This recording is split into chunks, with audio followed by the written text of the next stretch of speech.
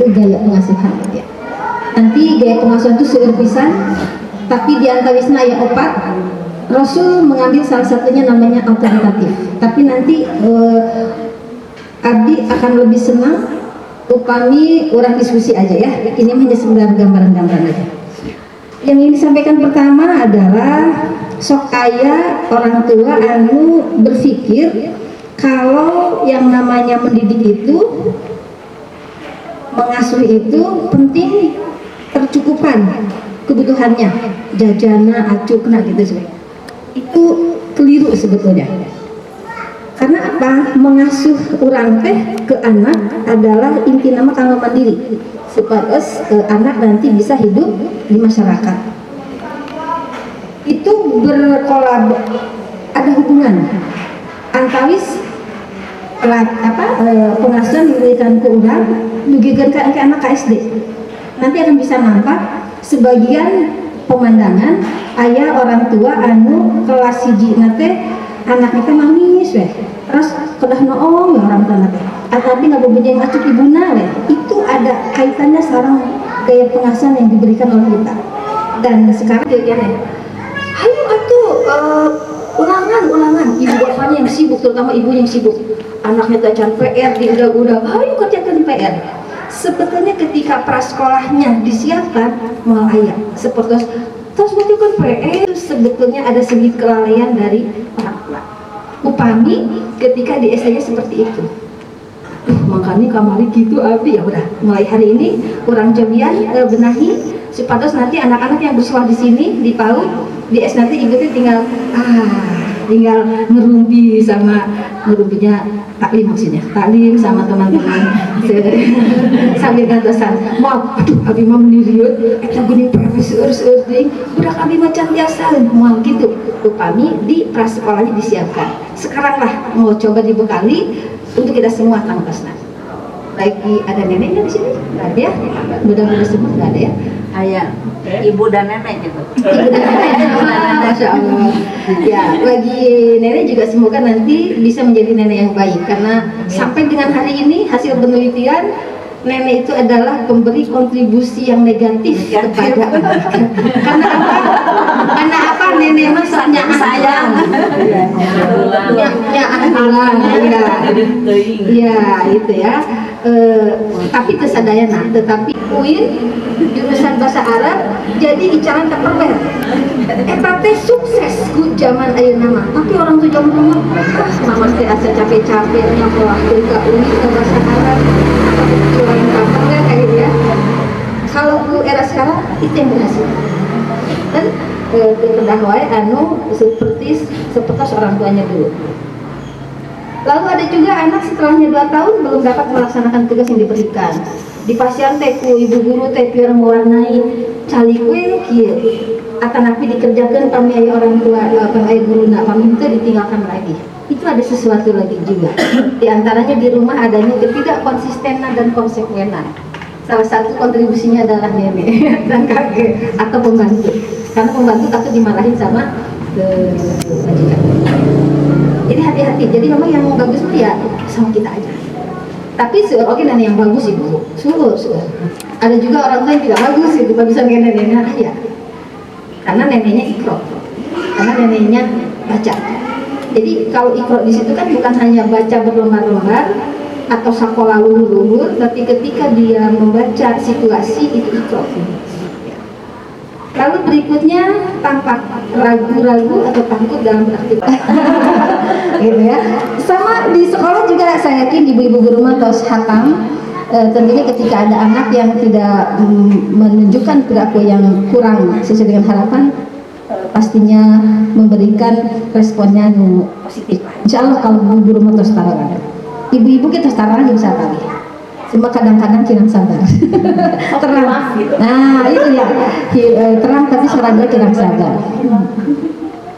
Lalu kalau para psikolog menyebutnya usia kelompok, jadi memang upami anak usia 3-6 tahun ngelira wae bermasalah.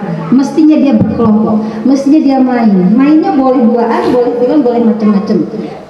Teori permainan macam-macam juga. Intinya adalah mereka mau bermain. Upami anak kalian bermain, sina bermain. entong ibuna bermain, anak yang tidak bermain. Bermain bila puri udah tuh ibuna bermain, ngobrol sama ibunya lagi, anak biar bermain. Jadi ada alasan kan, kata suaminya, ibu kemana weh sih? Iya supaya anak bisa berkelompok gitu kan, padahal ibu ingin main juga. Juga masa jelajah. Masa jelajah itu eksplorasi, apapun ingin dieksplor. Eksplor itu ingin tahu, karena dia ingin tahu. Kadang-kadang mungkin misalnya kayak begini nih, ini kan di rumahnya nggak ada, di sini ada. Dia eksplor itu naon sih, udah seterusnya. Ayah bintang di rumah ada nggak ada bintang dieksplor. Itu hanya sekedar yang tertempel, tapi ayah oge bangunan atau ruangan-ruangan. Makanya di PAUD itu pasti anak dikasih kesempatan mengeksplorasi, entah itu main pasir, entah itu apa ya, permainan di area-area ya. Terus di ahli lain 90 sampai 100, di ahli lain lagi 100 sampai 110. Kalau memang tidak ada keinginan untuk baca dari anak, atau akan dipasihan. Tenang. Yang terpenting adalah itu yang terpenting, itu semua pondasi kanggo calisthenics. Apakah anak harus terang kiri kanan atas bawah, kok gini maksudnya kiri kanan ya. Itu yang terpenting dibanding anak biasa baca tulis itu. Saat usia kelompok B, banyak teman anak saya udah baca koran. Nggak, karena saya panggil sedikit tahu tentang ini, deg-degan, biarin aja gitu. Biarin anak saya biar main aja gitu. Tapi mainnya terstruktur ya, jangan cuma main sahayuna, main ke ya nggak diatur, tapi dengan dampingan. Berikutnya masih bertanya. Dan sekarang pun dia bikin novel gitu, senangnya bikin cerita gitu. Bukan dia beli sastra semua, nggak ada. Satu lemari itu sastra semua. Novel semua sastra gitu dari mana-mana gitu ya. Kemudian tapi dulu memang sering suka bercerita apa yang dia baca, dia bisa berjam-jam sama ngomongin. Nonton film nih ceritanya, cerita aja sampai akhir, sampai gede juga begitu. Ya tadi di 8 kecerdasan tadi kan ada 8 dari Howard Gardner ya, linguistiknya yang bagus. Tapi kalau dia saya bingung tuh gini, dia pandai bercerita seperti itu, bahkan menuangkan dalam tulisan, tapi menceritakan dirinya dia nggak bisa gitu loh. Saya sekarang bingung. Jadi kalau mau tahu isi apa ya hatinya itu saya nebak-nebak gitu. Jadi kalaupun dikorek gimana caranya supaya dia menceritakan dirinya, itu susah sekali. Padahal dia pandai bercerita sebenarnya. Itu bahasanya bab ekstrovert dan introvert ya. Nanti lumayan. Beda ini ya. Jadi saya pikir orang yang pandai menuangkan sesuatu dalam tulisan atau dalam cerita, dia bisa menceritakan apa yang dia rasa. Belum tentu. Saya bingung gitu, kok bisa ya kayak gitu. Harusnya saya pikir gitu mungkin kayak gitu tapi anak ilmu ya. Saya pikir anak begitu pasti dia apa-apa pasti harus ngomong, apa-apa pasti ngadu, apa-apa pasti ngeluhnya ke saya. Enggak, dia ada masalah tersimpan sendiri gitu. Ada apa-apa dia nggak punya cerita.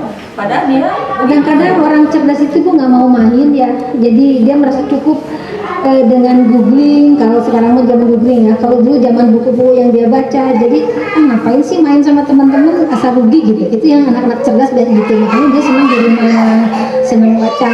Gitu. Tapi kalau anak yang CBI senang baca, senang main juga, main basket, tapi kayak gitu lah.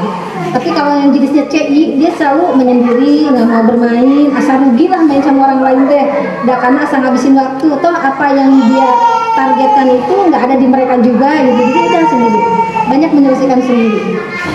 Jadi mungkin cerdas dia, mungkin cerdas istimewa ya, mungkin. Insya Allah. kalau mau apa itu ya gitu lah, isi hatinya begitu susah. Kadang laki-laki mungkin beda ya dengan perempuan. Jadi saat dia bergaul misalkan ini duaan dia itu apa namanya oke gitu ya, nggak ada musuhan. Giliran nanti temennya ada teman baru, anak saya tersingkirkan gitu loh. ini banget. Cara ngasih pengertiannya ke anak itu bagaimana biar nggak nangis gitu. Soalnya itu pundung, dia kan merasa dibuang sama teman itu. Namanya yang teman kan misalnya temennya misalnya Andri sama Bobi gitu ya, putra ibu dengan Bobi ya, pertemuan biasa bagus. Gila ada anak yang baru, anak ibu yang narik diri, atau si Bobi ini yang SD-nya Pak Teddy di Istiqomah. Masya Allah. Ibu ya lo nih. Iya. Saya Pak Teddy-nya Pak Teddy. Pak Teddy, Ibu mah nanya ke Pak Teddy aja. Bagian beda usia. Iya. Permasalahan anak saya itu kalau yang saya amati ada dua ya dalam apa ya bergaul dengan teman-teman sebayanya.